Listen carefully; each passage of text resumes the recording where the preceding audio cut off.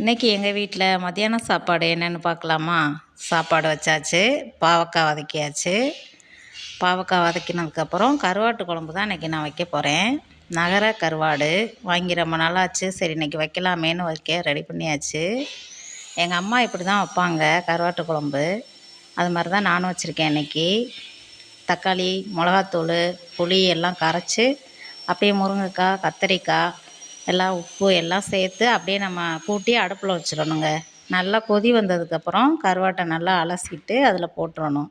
அதுக்கப்புறம் மாங்காய் என்கிட்ட இருந்துச்சு, இருந்தால் போட்டுக்கலாம், போடணும்னு அவசியம் இல்லை. மாங்காய் இருந்துச்சு, மாங்காய் போட்டுட்டேன். அப்படியே லாஸ்ட்டாக ஒரு தாளிப்பு கொடுத்து இறக்கியாச்சு.